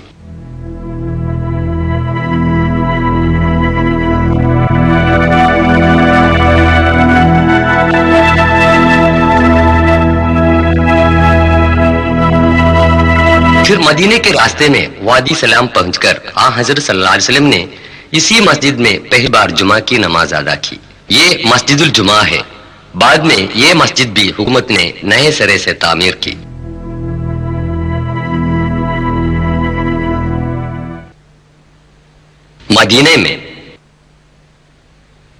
مدینے پہنچ کر سرکار دو عالم صلی اللہ علیہ وسلم اور حضرت ابو بکر رضی اللہ عنہ نے جو کام سب سے پہلے کیا تھا وہ ایک مسجد کی تعمیر تھا۔ پھر یہ چھوٹی مسجد عالی شان بنا دی گئی۔ یہ مسجد النبوی آج اتنی وسیع اور کشادہ ہے کہ لاکھوں آدمی ایک ساتھ نماز پڑھ سکتے ہیں۔ مسجد مسلمانوں کا ثقافتی مرکز ہے۔ سرکار دو عالم صلی اللہ علیہ وسلم کے لیے درسگاہ، عدالت، دفتر، پارلیمنٹ سب کچھ یہی مسجد تھی۔ غزوہ بدر۔ مکہ میں مشرکوں کے ایذا رسائی سے تنگ آ کر حضور صلی اللہ علیہ وسلم اور ساتھی مدینہ تشریف لائے تھے، لیکن وہاں بھی وہ چین و قرار کی زندگی سے محروم کیے گئے۔ قریش کے سردار ابو سفیان نے مسلمانوں کو جڑ سے اکاڑنے کا فیصلہ کیا اور اس کے لیے رقم جمع کرنے لگا۔ سوداگروں کا قافلہ ابو سفیان کی قیادت میں سر و سامان لے کر ریگستان کی اس پہاڑی پار کر کے مکہ کو لوٹا۔ اتنے میں مکے سے قریش کی ایک عظیم فوج ابو جہل کی قیادت میں مدینے کی طرف روانہ ہوئی، جن میں 1000 مسلح سپاہی تھے۔ قریش کی فوج مدینے سے 80 کلومیٹر کے فاصلے پر بدر تک آ گئی۔ یہ خبر پا کر حضور بھی اپنے ساتھیوں کو لے کر مدافعت کے لیے روانہ ہوئے۔ مسلمانوں کی فوج میں صرف 313 جان نثار صحابی تھے، جن کے پاس جنگی اوزار کم تھے، مگر ان کے پاس سب سے بڑا ہتھیار یعنی تقوی اور پکا ایمان موجود تھا۔ اللہ اور اس کے رسول پر پکا یقین رکھتے تھے۔ دونوں فوجوں کے درمیان اسی بدر کے میدان میں کھلم کھلا جنگ ہوئی جس کی تاریخ میں نظیر نہیں مل سکتی۔ حق اور باطل کی اس لڑائی میں فریق حق کی طرف سے 13 مسلمان شہید ہو گئے جن کی قبریں اس وسیع میدان میں واقع ہیں۔ قبروں پر عمارتیں بنانا اور اہل قبر سے دعا کرنا اسلام نے منع کیا ہے۔ شہدائے بدر کے نام بتا رہے ہیں۔ بدر کا پہرے دار سید حسین فراج، صفوان بن وهب، حارث بن صراغة، مبشر بن عبد المنذر، الشمالين بن عبد العامر، معز بن صالح، عاقل بن المكير، رافع بن المعلى، عمير بن الحمام، يزيد بن الحارث، عتبہ، شیبہ، ابو جہل وغیروں کی قیادت میں قریش کی فوج نے یہیں پڑاؤ ڈالا تھا۔ ابو جہل 2 انصاری نوجوانوں کے ہاتھوں قتل کیا گیا تھا۔ بحکم الہی ہزاروں فرشتے بدر کے میدان میں مسلمانوں کے ساتھ جنگ کرتے تھے۔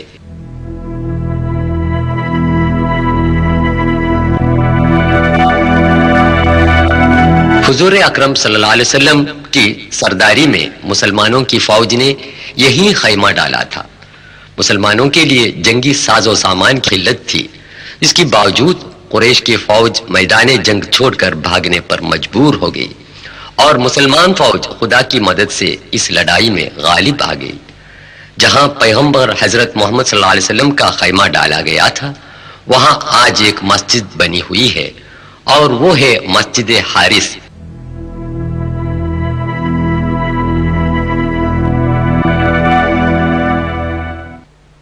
غزوہ احد۔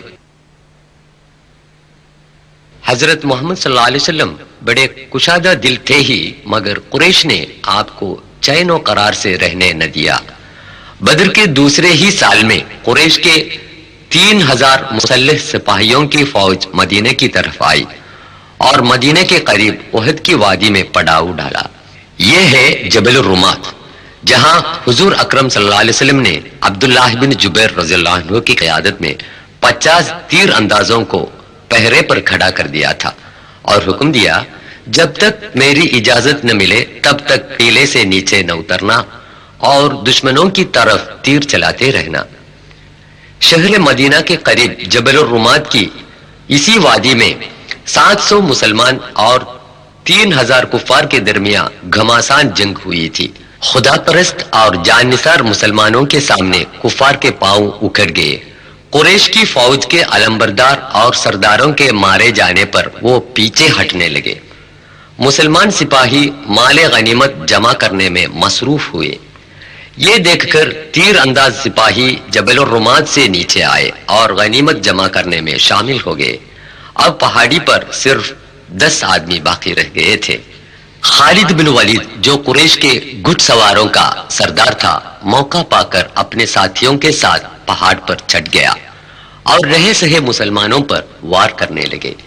اس ناگہاں حملے پر مسلمان فوج درہم برہم ہو گئی اور وہ آپس میں لڑنے لگے اور بہت سے مسلمان شہید ہو گئے۔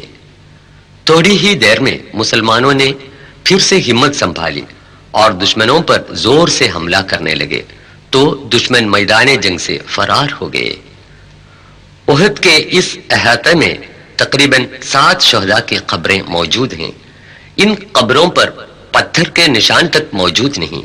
بیچ میں سید الشہداء حضرت حمزہ بن عبد المطلب کی قبر ہے۔ غزوہ احد یہ سبق دیتا ہے کہ دین کی خاطر کام کرنے والوں کو کامیابی حاصل ہوتی ہے جبکہ دین پر دنیا کو ترجیح دینے والوں کو ناکامی حاصل ہوتی ہے۔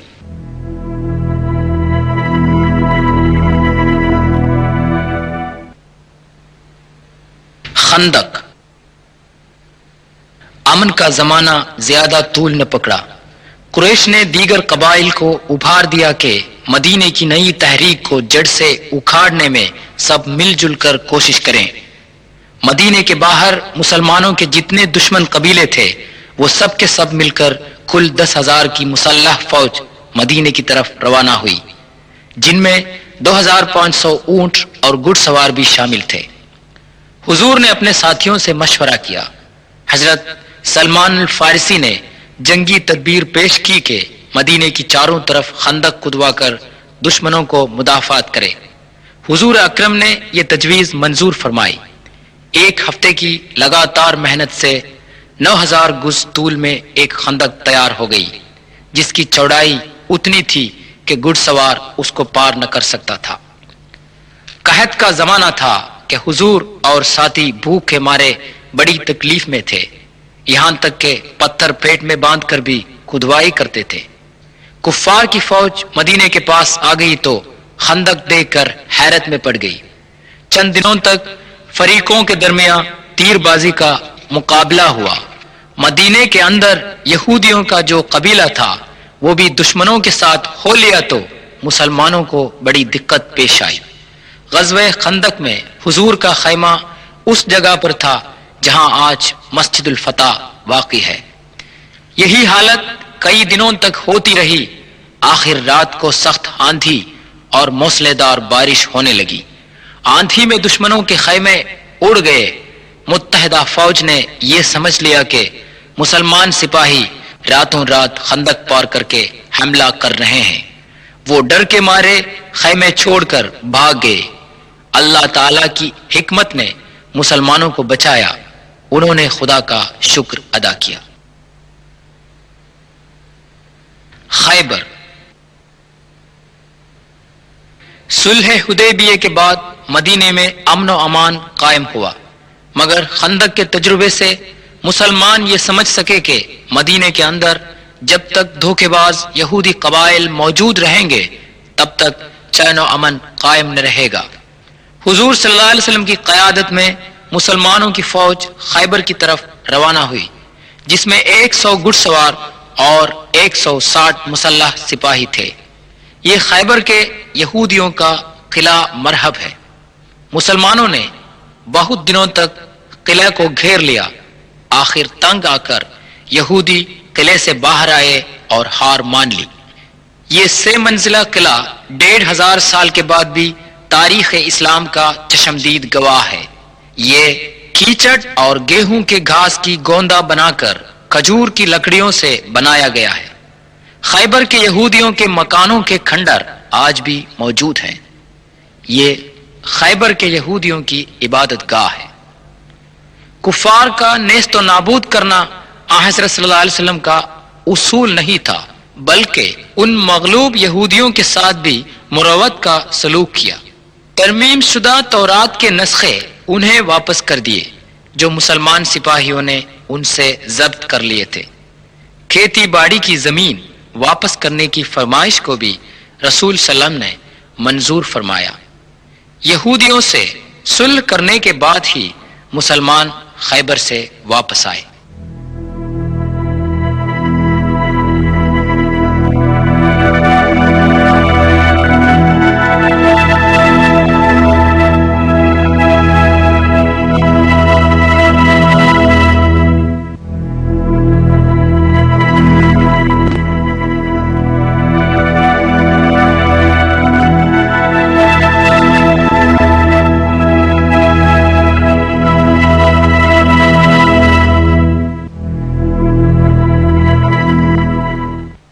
حضرت صلی اللہ علیہ وسلم کے خطوط حضرت محمد صلی اللہ علیہ وسلم ساری دنیا کے لیے پیغمبر بنا کے بھیجے گئے ہیں. یہ اس خط کی کاپی ہے جو حضرت نے شہنشاہ مصر مقوقس کو اسلام کی دعوت دیتے ہوئے لکھا تھا. اگرچہ اس کی کتابت حضور اکرم صلی اللہ علیہ وسلم کی نہیں ہے، لیکن اس پر آپ کی انگوٹی کا مہر محمد الرسول اللہ نظر آ سکتا ہے. معطا. بلاد شام کے شہنشاہ ہرقل کے گورنر کے پاس حضور نے ایک قاصد بھیجا. 1000 کلومیٹر گھوڑے پر اکیلے سوار ہو کر تپتے صحراؤں اور وادیوں سے گزر کر حضرت حارث بن عمیر الازدی رضی اللہ عنہ 629 عیسوی میں موتا پہنچے اور گورنر کو حضور کا خط دیا. اس نے غصے میں آ کر حضرت کے قاصد کو بے رحمی سے مار ڈالا. یہ عام قاعدہ تھا کہ کوئی بھی قاصد قتل نہ کیا جائے. حضور کو قاصد کے قتل کی خبر پا کر بہت دکھ ہوا. آپ نے اپنے منہ بولے بیٹے زید بن حارث کو 3000 سپاہیوں کے ساتھ موتا بھیجا۔ رخصت کے وقت حضور نے یہ ہدایت دی کہ بوڑھوں، بچوں اور عورتوں کا قتل نہ کریں، عمارتیں تباہ و برباد نہ کریں، پیڑ پودے نہ کاٹیں۔ صحراؤں سے ہوتے ہوئے فوج بڑی مشکل سے موتا پہنچی۔ یہ موتے کا وہ میدان جنگ ہے جہاں 3000 مسلمان سپاہیوں کے مقابلے میں روم کے 2 لاکھ مسلح سپاہیوں نے جنگ کی تھی۔ موتا آج کل جوردان میں ہے۔ یہ پتھر اس تاریخی عمارت کے کھنڈر ہیں جو اموی خلیفہ عبد الملک کے زمانے خلافت میں بنائی گئی تھیں۔ اسلامی جھنڈا لے کر حضرت زید بن حارث رضی اللہ عنہ بڑی مردانگی سے لڑ رہا تھا کہ میدان جنگ میں ٹوٹ پڑا اور شہادت حاصل کی۔ فوراً ہی جعفر بن ابی طالب رضی اللہ عنہ نے جھنڈا سنبھال لیا اور دشمنوں کی طرف آگے بڑھے۔ ہاتھوں کے کٹ جانے کے بعد انہوں نے جھنڈا بغل میں لے لیا، وہ بھی اللہ کو پیارے ہو گئے۔ ان تینوں شہادتوں کی خبر پا کر سرور عالم آن حضرت صلی اللہ علیہ وسلم نے ان کی جنت نصیبی کی خوشخبری سنائی۔ یہ جو نشان اونچا نظر آتا ہے ان اصحاب کی قبریں نہیں ہیں، بلکہ ان کی شہادت کی یادگار نشانی ہے۔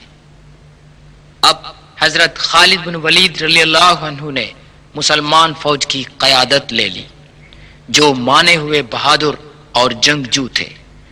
انہوں نے سپاہیوں کے دستوں کو نئے سر سے ترتیب دی۔ روم کی فوج نے سمجھا کہ مدینے سے نئی فوج مسلمانوں کی مدد کے لیے آ پہنچی ہے، اور وہ ڈر کے مارے فرار ہو گئے۔ پھر ایک بار یہ ثابت ہوا کہ لڑائی جیتنے کا سب سے بڑا پیمانہ ایمان، خود اعتمادی اور یقین کامل ہی ہے، نہ کہ ہتھیار، ساز و سامان اور سپاہیوں کی تعداد۔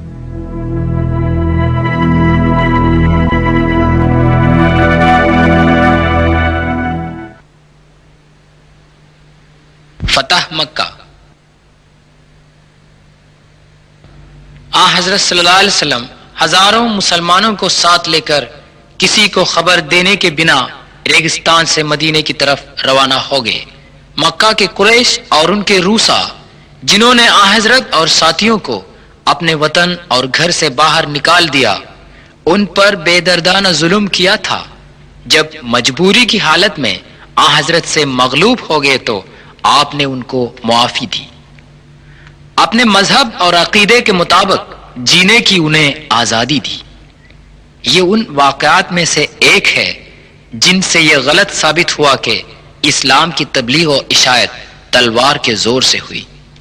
سورہ 6 ممتحنہ آیت 8 میں خدا تعالی مسلمانوں کو حکم دیتا ہے، ان تمام غیر مسلمانوں سے بھلائی کر اور انصاف کر جنہوں نے تم سے مذہب کے نام پر جنگ کا اعلان نہیں کیا ہے۔ اللہ کے سوا کسی اور کو پکار کے دعا مانگنے والوں کو آپ نہ ڈانٹے۔ عثمان رضی اللہ عنہ کا کنواں۔ مدینے میں پانی کا سخت قحط پڑ گیا۔ روما جو ایک یہودی تھا، محض اسی کے کنویں میں پانی تھا۔ پیغمبر حضرت محمد صلی اللہ علیہ وسلم نے فرمایا، جو کوئی روما کا کنواں خرید کر مسلمانوں کے لیے وقف کر دے گا اس کو جنت نصیب ہوگی۔ یہ سن کر عثمان رضی اللہ عنہ نے 20,000 دینار دے کر کنواں خریدا اور مسلمانوں کے لیے وقف کر دیا۔ یہ مدینے سے 5 کلومیٹر کی دوری پر ہے، جس میں آج بھی کثرت سے پانی ہے۔ حجۃ الوداع۔ پیغمبر حضرت محمد صلی اللہ علیہ وسلم نے تا حیات ایک ہی حج کیا ہے۔ حضور صلی اللہ علیہ وسلم نے حج پر جانے کا اعلان کیا۔ ملک عرب کے کونے کونے میں یہ اعلان گونج اٹھا۔ دیہات، شہر، وادیاں اور ریگستان کے لوگوں نے اس کا خیر مقدم کیا۔ لوگ مدینے کی طرف بہنے لگے۔ اپنی موت سے تقریباً 3 مہینے پہلے 633 ईस्वी में 1 लाख सहाबे के साथ मक्के की तरफ रवाना हो गए। मीना में आ हजरत सल्लल्लाहु अलैहि वसल्लम ने उस जगह पर खैमा डाला था जहां आज मस्जिदुल खैफ वाक़ई है।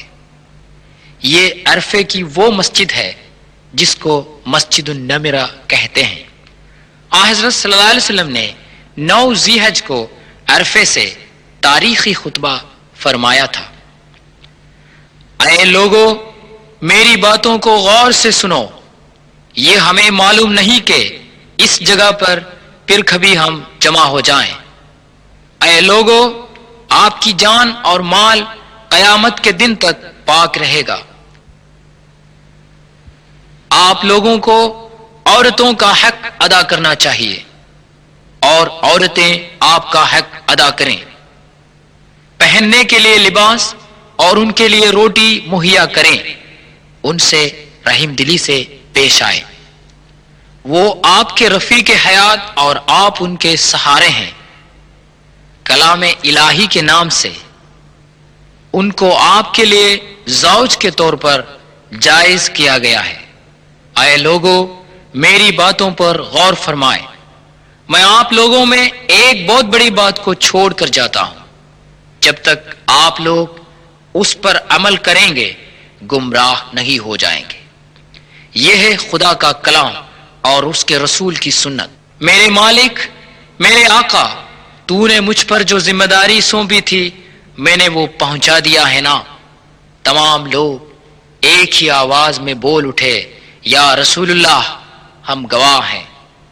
हुजूर अकरम सल्लल्लाहु अलैहि वसल्लम ने अपनी उंगली से आसमान की तरफ इशारा करके कहा, ऐ खुदा, तू ही गवाह है। दुनिया के तमाम ममालिक के मुसलमान रंगो, नस्ल, ज़बान और माल दौलत के इम्तियाजात को छोड़ छाड़ कर अरफा के दिन यहीं जमा रहते हैं।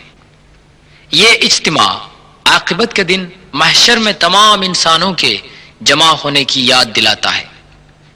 यह है मुज़दलिफे की मस्जिद। बक़ीउल गरक़द। आ हज़रत सल्लल्लाहु अलैहि वसल्लम के ज़माने से लेकर आज तक मदीने का आम कब्रिस्तान है बक़ीउल गरक़द, यानी जन्नतुल बक़ी। यहां पर हुजूर सल्लल्लाहु अलैहि वसल्लम की अज़वाज मुतहरात, साहिबजादे हजरत उस्मान बिन अफ़्फ़ान रज़ियल्लाहु अन्हु और दीगर बुजुर्गवार हजरात व ख़वातीन मदफून हैं। आ हजरत सल्लल्लाहु अलैहि वसल्लम की वफात 8 जून 632 ईस्वी। ये वो दिन है कि आखिरी पैगंबर रहमतुल लिल आलमीन हजरत मोहम्मद सल्लल्लाहु अलैहि वसल्लम ने सिलसिले रसालत को खत्म करके इस दुनिया को खैरबाद कहा। आपकी वफात हजरत आयशा सिद्दीक़े के घर में हुई और वहीं दफन किए गए। मदीने में मस्जिद नबवी से लगी हुई इस इमारत के अंदर आ हजरत सल्लल्लाहु अलैहि वसल्लम का मज़ार शरीफ है। हजरत अबू बकर सिद्दीक और हजरत उमर बिन खत्ताब रज़ियल्लाहु अन्हु की कब्रें भी हुजूर के पास वाक़ई हैं।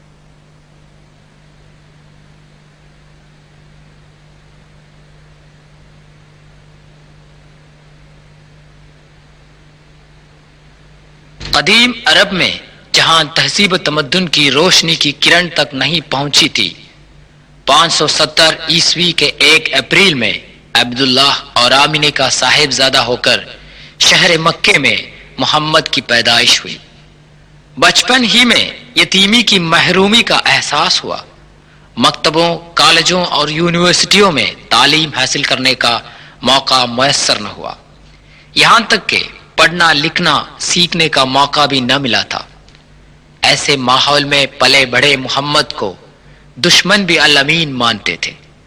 उन्होंने अपनी 40 बरस की उम्र तक लोगों को कोई अजीब बात न सुनाई। 40 साल के बाद उन्होंने जो बातें सुनाई वो खुदा की बताई हुई थी। अभी तक हम देख रहे थे उसकी सुनाई हुई तारीखी मोतबरी की शहादतें। कुरान मजीद वो कलाम है जो घर की रसोई से लेकर बैनुल अक़वामी सतह तक इंसानी जिंदगी की तमाम सतहों की رہنمائی کرتا ہے۔ توجہ فرمائے، خدا جل جلالہ واحد اور تمام دنیا کا رکھوالا ہے۔ یہوہ، اللہ، پرمیشور، مختلف ناموں میں مشہور یہ وہی خدا ہے۔ اسی خدا کی عبادت کر، بغیر کسی وسیلے کے خدا سے دعا کر۔ وہ مخلوق نہیں ہے، تمام مخلوقات کا خالق ہے۔ اسی حقیقت کو ہزاروں سالوں سے آدم سے لے کر یشوع، موسیٰ اور محمد تک سارے پیغمبران اعلان کرتے آئے ہیں۔ عارضی لذت کے شیدائی انسانوں کے لیے خدا کے پیغمبر تاکید دیتے ہیں، احتیاط رکھ کہ موت کے بعد ایک زندگی ہے، قیامت کے بعد تو پھر سے زندہ کیا جائے گا اور تیرے اعمال کا حساب لیا جائے گا۔ بھلائی کے بدلے میں جنت اور برائی کے بدلے میں جہنم ہمارا انتظار کر رہے ہیں۔ یہ حقیقت ہے۔ پڑھ، قرآن شریف تمام الہامی کتابوں کی اتمام و تکمیل ہے، جو حضرت محمد صلی اللہ علیہ وسلم کے لیے نازل ہوا اور رہتی دنیا تک اس میں کوئی تبدیل و تفریق نہیں ہو سکتی۔ یہی ایک ذریعہ ہے جس سے اس دنیا میں امن و امان اور آخرت میں جنت جاوداں حاصل ہو سکتی ہے۔ اے پروردگار عالم، دونوں جہاں میں ہمیں کامیابی و کامرانی کی توفیق عطا فرمائے، آمین۔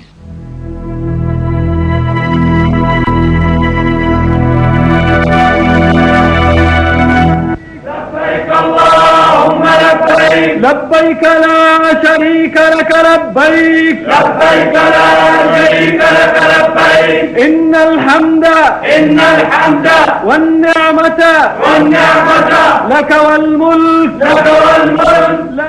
فرمان الہی کے مطابق قطر سے عمرے اور حج کے متمنی زائرین کی خدمت میں پیش ہے ایک نیا نام، گلف انٹرنیشنل ٹرانسپورٹ۔